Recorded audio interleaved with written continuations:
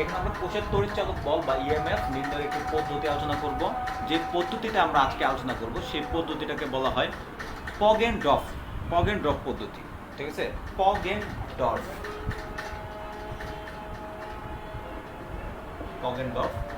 এই পদ্ধতির মাধ্যমে, এটা হচ্ছে একটা বিজ্ঞানীর নাম, তো এই বিজ্ঞানীর নাম অনুসারে এই পদ্ধতিটা হবে আর কি। তো এই পদ্ধতির ক্ষেত্রে অলরেডি আমরা হচ্ছে এখানে একটা ডায়াগ্রাম বা চিত্র এঁকে রেখেছি। তো এই চিত্রের মাধ্যমে আমরা কিভাবে হচ্ছে গিয়ে তোমার একটা কোষের ক্ষেত্রে তার ইএমএফ নির্ণয় করব সেটা আমরা দেখাবো। তো প্রথমে হচ্ছে গিয়ে আমরা এখানে যে চিত্রটা এঁকেছি সেই চিত্রটা সম্পর্কে একটু বর্ণনা দিয়ে নেই। চিত্রটা সম্পূর্ণ বর্ণনা দিলে তাহলে আমাদের হচ্ছে গিয়ে যে বর্ণনা আমরা হচ্ছে যে বের করব এটা আমাদের জন্য সুবিধাজনক হবে। তো এক্ষেত্রে তোমার হচ্ছে গিয়ে প্রথমে যেটা হবে যে দেখো এখানে আমরা বর্ণনা দিচ্ছি যে এখানে দেখো এ বি, এখানে একটা লম্বা আমরা দাগ কাটা দেখতেছি। এ বি হচ্ছে গিয়ে তোমার একটা তার, এ বি হচ্ছে গিয়ে একটা উচ্চ রোধ সম্পন্ন তার। ঠিক আছে, তো তারের সব জায়গায় হচ্ছে গিয়ে প্রস্থচ্ছেদ সমান, তারের সব জায়গায় প্রস্থচ্ছেদ সমান আমরা বলছি। ওকে, সব জায়গায় যদি প্রস্থচ্ছেদ সমান হয়, এবার হচ্ছে গিয়ে তোমার হচ্ছে গিয়ে এখানে দেখো আছে বি প্রান্ত যেটা আছে, বি প্রান্ত হচ্ছে গিয়ে একটা রোধের সাথে সংযুক্ত। এখানে দেখো বি প্রান্ত থেকে একটা তার এদিক দিয়ে গিয়ে আর নামক একটা রোধের সাথে যুক্ত হয়ে আছে, আর নামক একটা রোধের সাথে যুক্ত হয়ে আছে। আর অন্যদিকে এ থেকে দেখো একটা তার গিয়েছে, এ প্রান্ত, তারের এ প্রান্ত থেকে একটা তার গেছে যেটা হচ্ছে গিয়ে একটা সি নামক হচ্ছে গিয়ে একটা সেল, বা সিকে আমরা যদি বলি যে কোষের ধনাত্মক প্রান্তের সাথে যুক্ত, আর ঋণাত্মক প্রান্তটা সেটা হচ্ছে গিয়ে ওই রোধের সাথে যুক্ত আছে। এটা হচ্ছে গিয়ে প্রথম দিকে যে ডায়াগ্রামটা। ঠিক আছে, আর এবি তারের পটেনশিয়াল হতে, এই যে এবি যে তার, এবি তারের যে পটেনশিয়াল বা বিভব, এবি তারের যে পটেনশিয়াল বা বিভব সেটা হচ্ছে এ তার থেকে বি তারের, এ থেকে বি এর দিকে, এ বি তারের পটেনশিয়াল বা বিভব এ থেকে বি এর দিকে যত যাবে তত হচ্ছে বিভবটা হচ্ছে গিয়ে হ্রাস পেতে থাকে, বিভবটা হ্রাস পেতে থাকে। বিভব যেটা হচ্ছে আমরা হচ্ছে বিভব পার্থক্য বলতে পারি বা পটেনশিয়ালও বলতে পারি। ঠিক আছে, সেই ব্যাখ্যা দিলাম। এবার দেখো এ থেকে তোমার হচ্ছে গিয়ে আমরা এখানে হচ্ছে গিয়ে দুইটা সেল দেখতেছি, খেয়াল করো। এখান থেকে একটা প্লাস মাইনাস, এখান থেকে একটা প্লাস মাইনাস, এটাকে এই সেলটাকে আমরা ধরতেছি E1, এই সেলটাকে আমরা ধরতেছি E2। আর এখানে যে দেখাচ্ছি এটা হচ্ছে চাবিকে আমরা কে দিচ্ছি, চাবিটাকে আমরা কে দিয়ে আইডেন্টিফাই করতেছি। একটু খেয়াল করো, ব্যাপারটা এরকম, এখানে সিস্টেমটা এরকম। এ থেকে যে তারটা যাবে সেই তারটা দেখো E1 একটা কোষের সাথেও যুক্ত, আবার নিচের দিকে E2 একটা কোষের সাথেও যুক্ত, আবার সামনের দিকে হচ্ছে এখানে একটা চাবি টাইপের আছে। চাবিটা এখানে কি কাজ করে সেটা যদি আমরা বোঝাই, ব্যাপারটা এরকম যে এ থেকে যে লাইনটা বা ইলেকট্রিসিটি পাস হবে সেটা হচ্ছে কি এই দিক দিয়ে যেতে পারে, এই দিক দিয়ে গিয়ে এই দিক দিয়ে পাস হবে, আবার E2 এর দিক দিয়ে গিয়েও পাস হতে পারে। এখন আমরা নির্ধারণ করে দেবো যে কোন দিক দিয়ে পাস হবে। যদি আমরা হচ্ছে সুইচ ধরো এই দিক দিয়ে বন্ধ করে দিই, সুইচের দিক দিয়ে বন্ধ করে দিলে E2 দিক দিয়ে যে আছে E2 দিক দিয়ে পাস হতে পারবে না। এটা বন্ধ করে দিলাম, এটা বন্ধ করে দিলে মানে এখানে সুইচ আছে আমাদের, কে হচ্ছে সুইচ দিলে এখানে E2 দিক দিয়ে তোমার হচ্ছে গিয়ে কানেকশন অফ হয়ে গেল। আবার হচ্ছে গিয়ে এই দিক দিয়ে যদি অফ করে দেই তখন হচ্ছে গিয়ে E2 দিক দিয়ে কানেকশন অন হয়ে গেল। তার মানে আমরা চাইলে E1 এর দিক দিয়েও কানেকশন অন রাখতে পারি, চাইলে E2 দিক দিয়েও কানেকশন অন রাখতে পারি।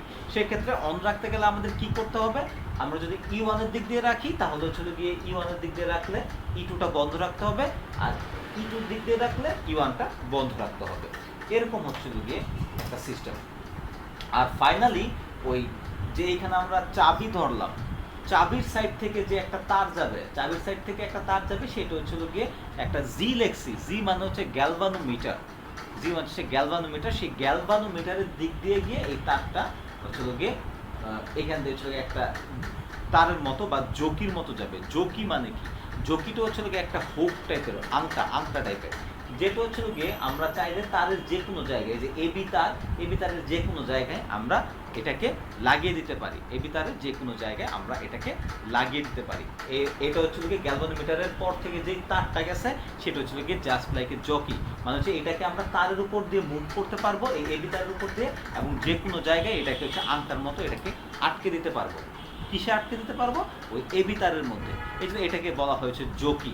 জকি আসলে হচ্ছে বেসিক্যালি এটা কোথায় ইউজ হয়, এটা হচ্ছে ওই যে তোমার জকি হচ্ছে গিয়ে যে ঘোড়ার দুমা হচ্ছে গিয়ে ঘোড়া, যারা হচ্ছে ঘোড়ার উপরে থাকে, ঘোড়ার বাহক হিসেবে যাদেরকে ইউজ করা হয় তাদেরকে নর্মালি জকি বলা হয়। কিন্তু এইখানে হচ্ছে গিয়ে ফিজিক্সের ভাষায় এটাকেও যেহেতু আমরা হচ্ছে এবি তারের মধ্যে হচ্ছে ঝুলিয়ে রাখতেছি আংটা দিয়ে, সেজন্য এটাকেও আমরা জকি বলতে পারি। এই হচ্ছে গিয়ে আমাদের টোটাল যে যন্ত্রটা, সেই যন্ত্রটার আমরা বর্ণনা দিলাম। আর এখান দিয়ে তোমার হচ্ছে গ্যালভানোমিটারের মধ্য দিয়ে তারটা গেল কেন?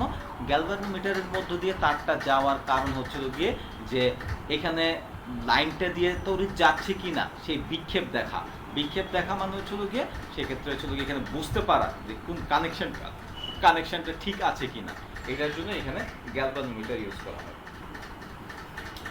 এখন আমরা কি করব? এখন হচ্ছে গিয়ে প্রথম হচ্ছে গিয়ে তোমার এখান দিয়ে যে তারটা আছে, এই গ্যালভানোমিটারের মধ্যে দিয়ে যে তারটা গেছে সেটাকে আমরা হচ্ছে গিয়ে পি বিন্দুতে রাখবো। তারটাকে আমরা বলছি যে কোনো বিন্দুতে রাখতে পারি। আমরা প্রথমে ধরলাম হচ্ছে গিয়ে পি বিন্দুতে রাখলাম। আচ্ছা, পি বিন্দুতে রাখলে এইখানে হচ্ছে যেটা হবে, এই বিন্দুতে এ আর পি, দেখো এ একটা আর বি, এ আর পি, এই দুইটার যে বিভব পার্থক্য, এই দুইটার বিভব পার্থক্য হচ্ছে গিয়ে আমাদের E1 যে সেল, এই যে এটাও কিন্তু একটা কোষ, E1 একটা কোষ, E2 একটা কোষ। E1 যে কোষটা আছে, E1 যে কোষটা আছে, যদি হচ্ছে পি বিন্দুতে আমি যোগটা রাখি তাহলে E1 যে কোষ, এই কোষের যে তড়িৎচালক বল সেটাই হচ্ছে গিয়ে এই দুই বিন্দুর বিভব পার্থক্যের সমান হবে। অর্থাৎ এ আর পি এর বিভব পার্থক্য যা হবে সেটা হচ্ছে গিয়ে E1 এর সমান হবে। অতঃপর আমরা কি করব? চাবি কে চাবি দ্বারা হচ্ছে গিয়ে আমরা E1 কে হচ্ছে গিয়ে এখান থেকে বিচ্ছিন্ন করে দেব। ঠিক আছে? এখানে আমরা পরীক্ষণীয় সেল করব, পরীক্ষণীয় কোষ কোনটা, মানে আমরা যেই উদ্দেশ্যে আমরা করতেছি যে হচ্ছে গিয়ে একটা অজানা কোষে আমরা কি নির্ণয় করব? আমরা হচ্ছে গিয়ে বিভব পার্থক্য নির্ণয় করব। একটা অজানা কোষের বিভব পার্থক্য বলতে হচ্ছে জাস্ট লাইক এটা হচ্ছে একটা ব্যাটারি হচ্ছে পজিটিভ সাইড আছে, নেগেটিভ সাইড আছে, এই দুইটা প্রান্তের বিভব পার্থক্য কত। দেখবো প্রত্যেকটা ব্যাটারির গায়ে একটা বোর্ড লেখা আছে 1.5 ভোল্ট। ঠিক আছে? এইটা হচ্ছে ওই দুই প্রান্তের বিভব পার্থক্য। আমাদের এখানে যে কাজ করার উদ্দেশ্য বা আমরা পড়তেছি সেটার উদ্দেশ্য হচ্ছে একটা ব্যাটারি বা একটা কোষ, সেটার দুই প্রান্তের বিভব পার্থক্য কত সেটাই আমরা বের করব, এটার জন্য আমরা কাজ করছি।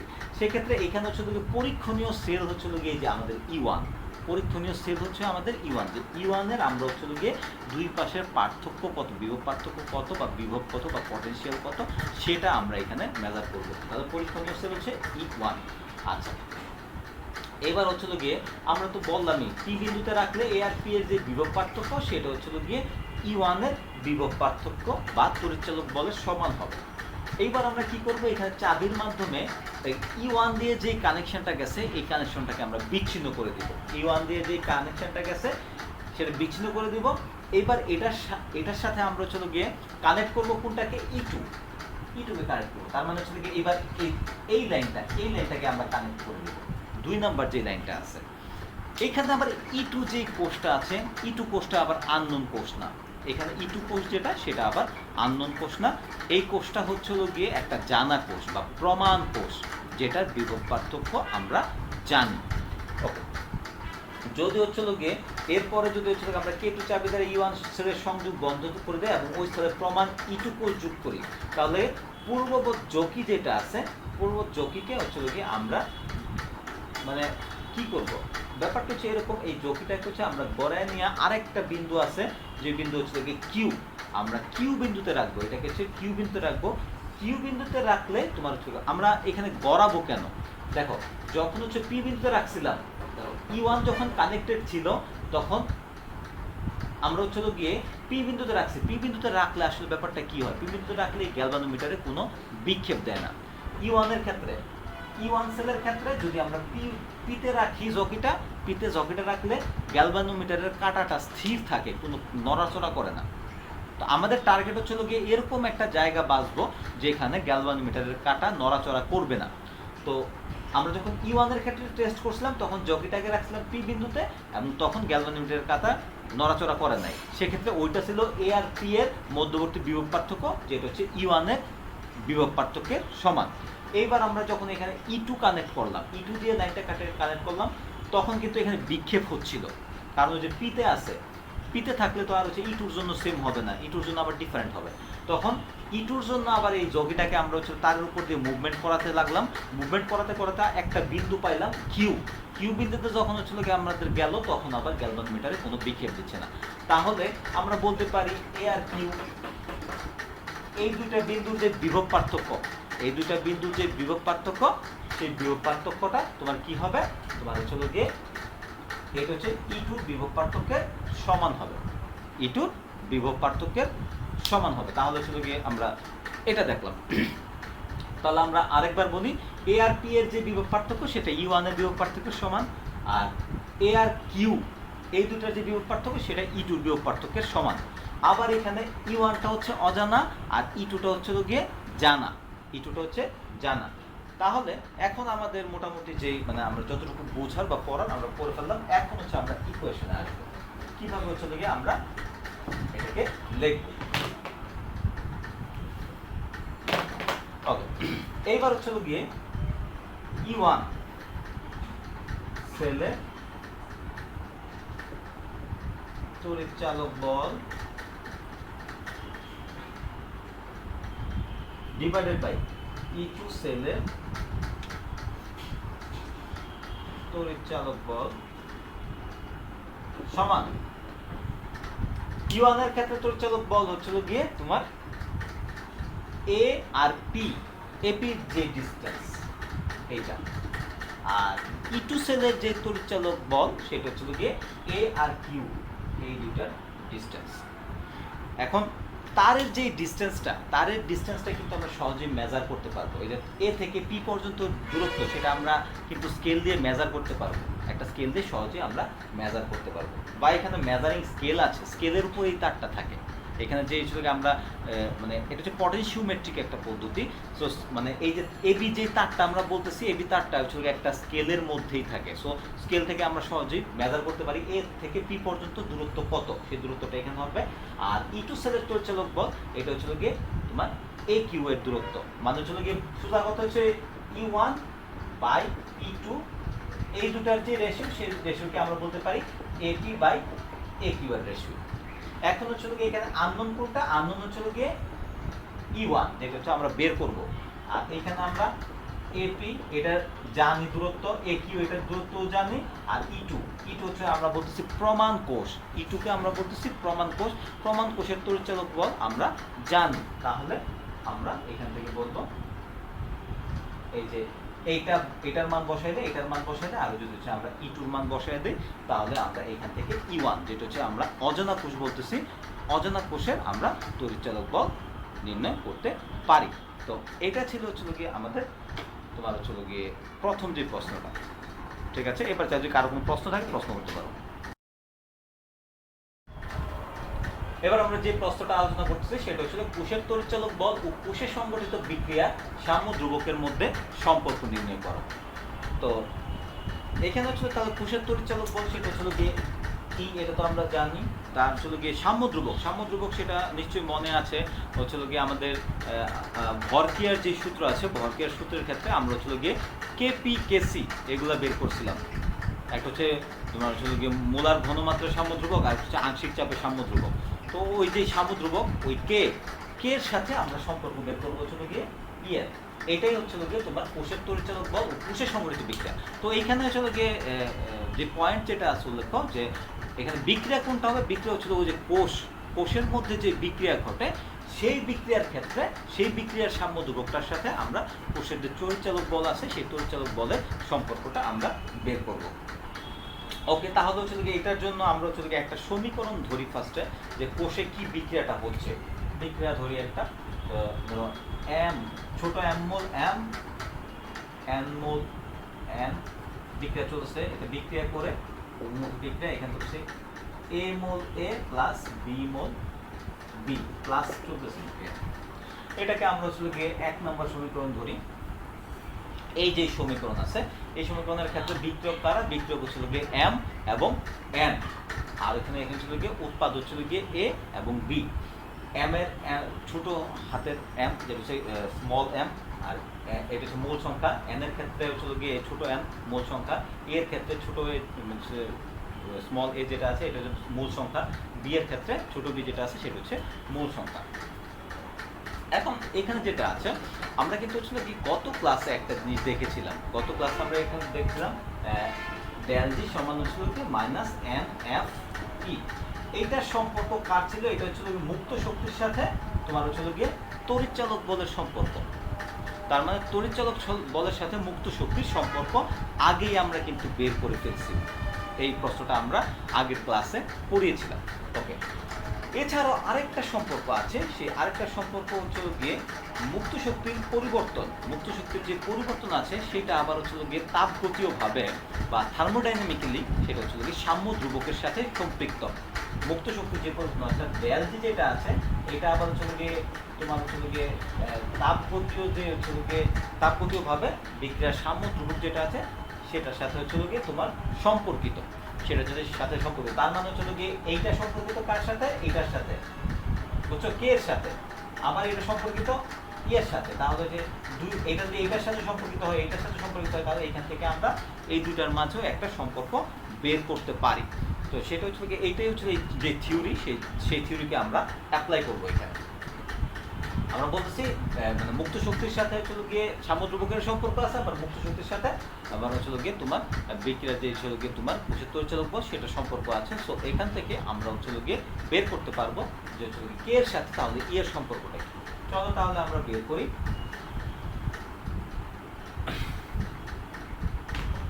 তো হচ্ছে গিয়ে কোষের তড়িৎচালক বলের সাথে কোষে সংঘটিত যে বিক্রিয়ার সাম্যধ্রুবক সেটার সম্পর্ক এইভাবে হতে পারে, যেটা আমরা দেখালাম। তো এবার হচ্ছে এই যে উপরের যে বিক্রিয়া 1 নম্বর যে বিক্রিয়া আমরা দেখতেছি, 1 নম্বর বিক্রিয়ার জন্য আমরা হচ্ছে মুক্ত শক্তির পরিবর্তন, 1 নম্বর বিক্রিয়ার জন্য আমরা মুক্ত শক্তির পরিবর্তনকে এইভাবে লিখতে পারি, ডেল জি সমান হচ্ছে গিয়ে ডেল জি নট। 1 নম্বর বিক্রিয়ার জন্য আমরা মুক্ত শক্তির পরিবর্তনটাকে এইভাবে লিখতে পারি, ডেল জি সমান del G naught plus R T ln তোমার হচ্ছে গিয়ে এই যে বিক্রিয়াটা আছে সেই বিক্রিয়াটাকে আমরা দুইভাবে লিখছিলাম। আমরা যখন নার্নস্টের ইকুয়েশন করছিলাম তো অ্যাক্টিভিটি আকারে লিখেছিলাম, আবার ঘনমাত্রা আকারেও লিখেছিলাম। তো এখানে আমরা অ্যাক্টিভিটি আকারে লিখবো। এই বিক্রিয়াটাকে যদি অ্যাক্টিভিটি আকারে লিখি, অ্যাক্টিভিটি অফ এ বিক্রিয়ক টু দি পাওয়ার এ এর পাওয়ার গুণ activity of B to the power B এর power, activity of M to the power small M, activity of N to the power small N. এরকম ভাবে আমরা লিখতে পারি। আর বিক্রিয়াটা চলতেছে এটা বোঝানোর জন্য আরো আছে এরকম এটা। তার মানে হচ্ছে আমরা হচ্ছে গিয়ে মুক্ত শক্তির পরিবর্তনকে উপরোক্ত বিক্রিয়ার জন্য এভাবে লিখতে পারি, ডেল জি সমান del G naught plus R T ln এটা। তো এখানে হচ্ছে গিয়ে ডেল জি হচ্ছে গিয়ে তোমার হচ্ছে গিয়ে গিভস ফ্রি এনার্জি বা মুক্ত শক্তি, আর হচ্ছে গিয়ে ডেল জি নট হচ্ছে গিয়ে প্রমাণ মুক্ত শক্তি, প্রমাণ স্ট্যান্ডার্ড যেটা হচ্ছে ফিক্সড। ওকে, আবার আমরা জানি হচ্ছে গিয়ে তোমার ডেল জি সমান হচ্ছে মাইনাস এন এফ ই এটা, ঠিক আছে। ডেল জি সমান যদি মাইনাস এন এফ ই হয় তাহলে ডেল জি নট কি হবে, ডেল জি নট সমান minus n F E not. অর্থাৎ যখন জি এর উপরে নট থাকবে তখন ই এর উপরে নট থাকবে, যখন জি এর উপরে নট থাকবে না তখন ই এর উপরে নট থাকবে না। আশা করি বুঝতে পারছো। তাহলে এই দুইটা ভ্যালুকে আমরা এখানে ইম্পোর্ট করবো, এখানে আমরা বসিয়ে দিব। যদি আমরা বসিয়ে দিই তাহলে মাইনাস এন এফ ই সমান minus n F E naught plus R T ln আমাদের এখানে যা আছে তাই। সময় শেষ হয়ে গেলে আবার জয়েন করবা সেম লিখে সেম পাসওয়ার্ড দিয়ে। তো এটাকে এই যে সমীকরণ, এই সমীকরণকে আমরা হচ্ছে 3 নাম্বার সমীকরণ দিয়েছিলাম, আর হচ্ছে গিয়ে এইখানে আমরা হচ্ছে গিয়ে তাহলে হচ্ছে এগুলো বসাইলাম। এগুলো বসানোর পর যদি হচ্ছে গিয়ে এটা 3 নাম্বার সমীকরণ দিয়েছি, আর এই উপরটা কিন্তু সমীকরণ না দিয়ে চলবে, মানে ডেল জির এখানে যখন নোট থাকবে তখন ই এর মাথায় নোট থাকবে। আমরা মানগুলো বসাই দিলাম। এইবার হচ্ছে গিয়ে উভয় প্রান্তকে আমরা হচ্ছে গিয়ে এন এফ দিয়ে ভাগ করে দিই, মাইনাস এন এফ দিয়ে ভাগ করে দিচ্ছি, মাইনাস এন এফ এদিকেও মাইনাস এন এফ দিয়ে ভাগ করে দিচ্ছি। মাইনাস এন এফ দিয়ে ভাগ করে দিলে এখানে আমরা কি পাই, এখানে আমরা পাই হচ্ছে গিয়ে মাইনাস এন এফ কাটা, এখানে আমরা পাই ই, এখানে মাইনাস এন এফ কাটা, এখানে পাই হচ্ছে গিয়ে ই নট, এখানে হচ্ছে গিয়ে দেখো নিচে মাইনাস আছে, নিচে যেহেতু মাইনাস আছে সেই মাইনাসটা উপর দিয়ে এসে পড়ি। এবার আমরা সামনের দিকে যাই। আবার আমরা যেটা বলছিলাম যে হচ্ছে গিয়ে যদি মুক্ত শক্তির পরিবর্তন আদর্শ হয়, আদর্শ হলে ডেল জি নট সমান হচ্ছে গিয়ে minus n F E not হয়, ডেল জি নট এটা হচ্ছে সমান minus n F E not হয়।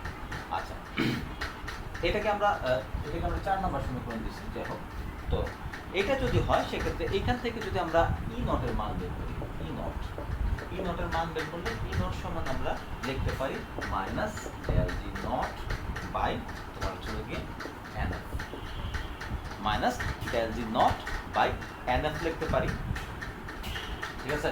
আবার হচ্ছে গিয়ে থার্মোডাইনামিক্সের একটা সমীকরণ আছে, ডেল জি সমান হচ্ছে গিয়ে তোমার মাইনাস আর টি লন তোমার হচ্ছে গিয়ে কে, এটা হচ্ছে থার্মোডাইনামিক্সের সমীকরণ, ডেল জি সমান মাইনাস আর টি লন কে, ডেল জি সমান মাইনাস আর টি লন কে। সেক্ষেত্রে হচ্ছে গিয়ে আমরা যদি হচ্ছে গিয়ে এখানে এই মানটা যদি হচ্ছে গিয়ে এখানে বসাই দিই যে ই নট সমান হচ্ছে গিয়ে minus del G naught by N F, এখানে যদি আমরা বসাই দিই, বসালে এখান থেকে আমরা কি পাই, এখান থেকে আমরা পাই minus R T ln K by N F.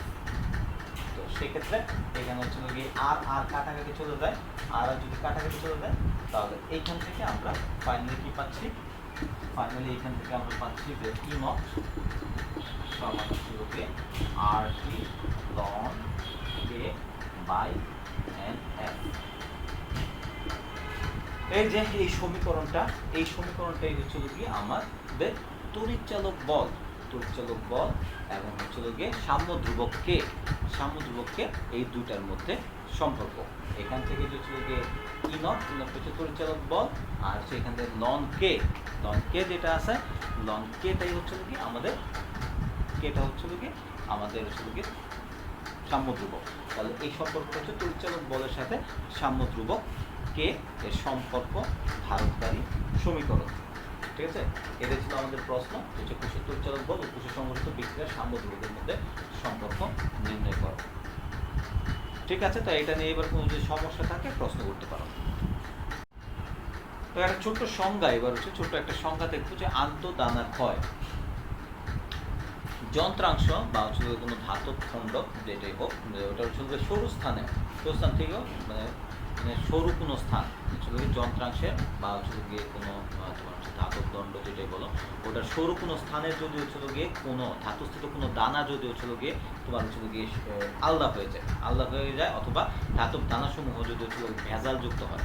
অনেক সময় আমরা দেখি যে একটা ধাতু যদি হচ্ছে মিশ্র ধাতু হয় আর কি, বা যে কোনো সলিড ধাতু হইলো, ধাতুর মধ্যে দেখবা যে হচ্ছে গিয়ে তোমার গর্ত থাকে, থাকার কারণ হচ্ছে গিয়ে সেখানে যে মানে নির্দিষ্ট ধাতুটা থাকার কথা ছিল সেই ধাতুটা না থেকে সেখানে হচ্ছে গিয়ে তোমার অন্য কোনো ইম্পিউরিটি বা অন্য কোনো ধাতু এসে পড়ছে, ফলে তাদের মাঝে বন্ডিংটা থাকার কথা সেই বন্ডিংটা থাকে না, এবং সেখান থেকে যেই অন্য ধাতুর যে দানাগুলো আছে যেটাকে আমরা ভেজাল বলতে পারি, সেই ভেজালটা ওইখান থেকে সরে গেলে হচ্ছে গিয়ে ধাতুর দানাসমূহ ভেজাল মানে সরে গেলে পৃথক হলে তখন সেখানে হচ্ছে গিয়ে এক ধরনের ক্ষয় হয়।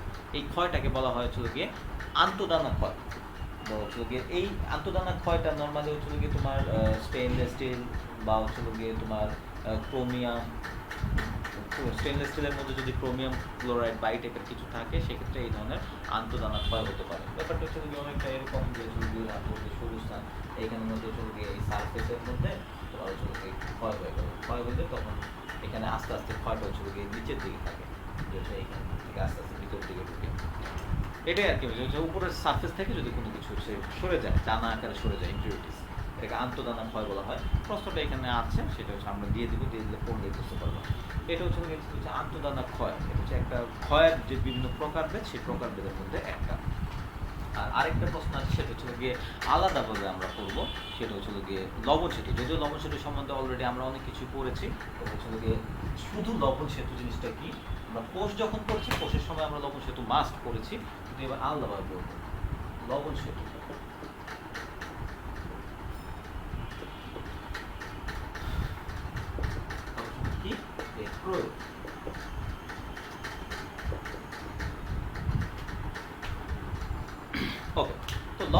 যদি আমি বলি লবণ সেতু হচ্ছে গিয়ে লবণ সেতু হচ্ছে একটা সংযোগ দুইটা অর্ধকোষের মাধ্যমে বা মধ্যে যে সংযোগ, এটা একটা অর্ধকোষ, এটা একটা অর্ধকোষ, ঠিক আছে, অ্যানোড বলি ক্যাথোড, এটাকে যেটা দিয়ে সংযোগ করি আমরা, এটাকে বলা হচ্ছে গিয়ে এই সল্ট ব্রিজ বা লবণ সেতু, সল্ট ব্রিজ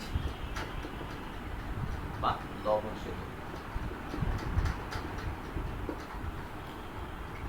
ওকে, তো এবার চলে গিয়ে লবণ সেতুর মধ্যে কি থাকে সেই জিনিসটা যদি আমরা জানতে চাই, লবণ সেতুর মধ্যে থাকবে হচ্ছে গিয়ে KCl পটাশিয়াম ক্লোরাইড, তারপরে থাকবে হচ্ছে গিয়ে KNO3, তার মানে পটাশিয়াম নাইট্রাইড, তারপর হচ্ছে গিয়ে অ্যামোনিয়াম ক্লোরাইড থাকে, তারপর হচ্ছে গিয়ে আরও থাকে হচ্ছে গিয়ে অ্যামোনিয়াম নাইট্রাইড এই টাইপের, তারপর হচ্ছে গিয়ে অ্যাগার বা জেলি টাইপের হচ্ছে গিয়ে যে উপাদান এই টাইপের জিনিস থাকে। সো হচ্ছে ওই ইউআকুতের যে নলটা আছে সেই নলের মধ্যে এই সম্পৃক্ত দ্রবণ আমরা হচ্ছে গিয়ে মানে সে ঢুকিয়ে তারপর হচ্ছে গিয়ে সেটাকে জেল বা অ্যাগার দিয়ে আমরা হচ্ছে গিয়ে বন্ধ করে দেবো। বন্ধ করে দিলে তখন এই নলের ভিতর দিয়ে আয়ন তোমার হচ্ছে গিয়ে ট্রান্সফার হতে পারে, এই নলের ভিতর দিয়ে আয়ন ট্রান্সফার হতে পারে, মানে হচ্ছে এদিক থেকে আয়ন ইলেকট্রন এদিকে যাবে, এদিক থেকে আয়ন ইলেকট্রন এদিকে যাবে, আর এটা হচ্ছে গিয়ে আমরা তো কানেক্ট করে দিই তার মাধ্যমে, তো এটা আজকে কোষটা হয়।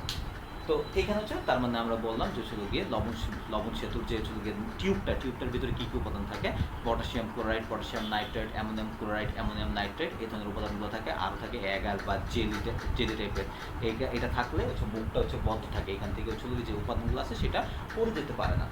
আর লবণ সেতু কীভাবে গঠন করতে হয় সেটা তো আমরা বলছি, তোমার হচ্ছে গিয়ে ইউ আকৃতির নলের মধ্যে উত্তপ্ত অবস্থায় তোমার হচ্ছে গিয়ে তোমার এখানে ওই উত্তপ্ত অবস্থায় পটাশিয়াম ক্লোরাইড বা পটাশিয়াম নাইট্রেট, অ্যামোনিয়াম ক্লোরাইড বা অ্যামোনিয়াম নাইট্রেট মিক্সড করে এটাকে এটার মধ্যে ভরে দেওয়া হয়, ভরে দিয়ে চলে গিয়ে তারপরে চলে গিয়ে যখন ঠান্ডা হয়ে যাবে এটা হচ্ছে নরম জেলির মতো হয়ে যাবে। আচ্ছা, আর হচ্ছে গিয়ে এটাকে হচ্ছে গিয়ে তোমার এটার কাজ কি, লবণ সেতুর কাজ হচ্ছে গিয়ে দুইটা অর্ধকোষকে হচ্ছে গিয়ে যুক্ত করা এটার কাজ। এটার আরও কাজ আছে, সেটা হচ্ছে গিয়ে রেডক্স হচ্ছে গিয়ে জারণ বিজারণ বিক্রিয়া হয়, তখন হচ্ছে গিয়ে তোমার যদি হচ্ছে গিয়ে তো এখানে আমরা যেটা বলতেছিলাম যে হচ্ছে গিয়ে যখন রেডক্স বিক্রিয়া হয়, রেডক্স বিক্রিয়ার ফলে হচ্ছে গিয়ে কিন্তু মানে এই অর্ধকোষ বা এই অর্ধকোষে কিন্তু আয়নের সংখ্যা বেড়ে যায়, আয়নের সংখ্যা বেড়ে যায়। সেক্ষেত্রে যদি হচ্ছে আয়নের সংখ্যা বেড়ে যায় তখন আয়নগুলো কী হয়, এই যে তোমার লবণ সেতু আছে, লবণ সেতুর মাধ্যমে কিন্তু ট্রান্সফার হয়। তো যদি হচ্ছে লবণ সেতু না থাকলো তাহলে হচ্ছে এখানে আয়নের সংখ্যা তোমার হচ্ছে গিয়ে আয়ন বলতে হচ্ছে অ্যানায়ন বা ক্যাটায়নের সংখ্যা ধীরে ধীরে বেড়ে যেত। যদি অ্যানায়ন বা ক্যাটায়নের সংখ্যা এইভাবে বেড়ে গেলে তখন হচ্ছে গিয়ে এই কোষটা একসময় বন্ধ হয়ে যাবে। এই কোষটাকে সচল রাখা তাহলে হচ্ছে গিয়ে এই লবণ সেতুর জন্য। সোজা কথা হচ্ছে যে তোমার যদি একটা সার্কেল ফিল আপ না হয়, সার্কেল ফিল আপ না হলে তাহলে সেই কোষটা কিছুক্ষণ চলার পর অটোমেটিক্যালি বন্ধ হয়ে যায়। এই জন্য আসলে এটার দরকার। হচ্ছিল কি যদি এটা না থাকতো অ্যানায়ন এবং ক্যাটায়ন তৈরি হইতে তারপর হচ্ছে গিয়ে কোষটা অফ হয়ে যেত, এত বেশি তৈরি হয়ে যেত যে হচ্ছিল গিয়ে তারপরে বিক্রিয়াটা অফ হয়ে যেত। আর উভয় দ্রবণের মধ্যে হচ্ছে তড়িৎ নিরপেক্ষতা বজায় রাখে হচ্ছে গিয়ে এই লবণ সেতুটা। কীভাবে তড়িৎ নিরপেক্ষতা বজায় রাখে সেটা আমরা বলি। কোনো জায়গায় যদি হচ্ছে গিয়ে তোমার ধনাত্মক আয়ন কমে যায়, ধনাত্মক আয়ন কমে গেলে এখানে হচ্ছে গিয়ে এখানে কি আছে পটাশিয়াম ক্লোরাইড, পটাশিয়াম প্লাস ধনাত্মক আয়ন কমে গেলে সেখানে পটাশিয়াম গিয়ে ভারসাম্য বজায় রাখে। আবার কোনো জায়গায় যদি নেগেটিভ আয়ন কমে যায়, নেগেটিভ আয়ন কমে গেলে তখন সেখানে হচ্ছে গিয়ে ক্লোরাইড আয়ন গিয়ে সেখানে হচ্ছে ভারসাম্যটা বজায় রাখে। তার মানে এখান থেকে আয়নও পাস হতে পারে ভারসাম্য বজায় রাখার জন্য। তার মানে আমরা বলতে পারি লবণ সেতু একটা কোষের তোমার হচ্ছে সাম্যাবস্থা বজায় রাখতে সহায়তা করে। তো এই ছিল গিয়ে তোমার লবণ সেতু কি মানে হচ্ছে কী কাজ। আর লবণ সেতুর যদি আমরা প্রয়োগ বলি, লবণ সেতুর প্রয়োগ আর কিছুই না, সেটা হচ্ছে গিয়ে লবণ সেতুটা হচ্ছে গিয়ে দুইটা কোষ প্রয়োগ কোথায় করি, দুইটা সেতুকে যখন দুইটা হচ্ছে গিয়ে অর্ধকোষকে যখন আমরা কানেক্ট করতে চাই বা যুক্ত করতে চাই সেই জায়গায় হচ্ছে গিয়ে আমরা লবণ সেতুটাকে প্রয়োগ করি, ঠিক আছে। আর লবণ সেতু প্রয়োগ করলে সেখানে হচ্ছে গিয়ে এক ধরনের তোমার হচ্ছে গিয়ে প্রভাব আছে, যেটা হচ্ছে গিয়ে তরল জাংশন পটেনশিয়াল নামে এক ধরনের প্রভাব আছে, যে প্রভাবটা হচ্ছে গিয়ে থাকে না। লবণ সেতু আমি যদি ইউজ করি বা সল্ট ব্রিজ ইউজ করলে একটা বিশেষ ধরনের মানে হচ্ছে গিয়ে যখন হচ্ছে একটা কোষ তোমার হচ্ছে গিয়ে তৈরি করি আমরা বা কোষ চলতে থাকে তখন সেখানে একটা সমস্যা সৃষ্টি হয়। সমস্যাটা কি, তরল জাংশন প্রভাব।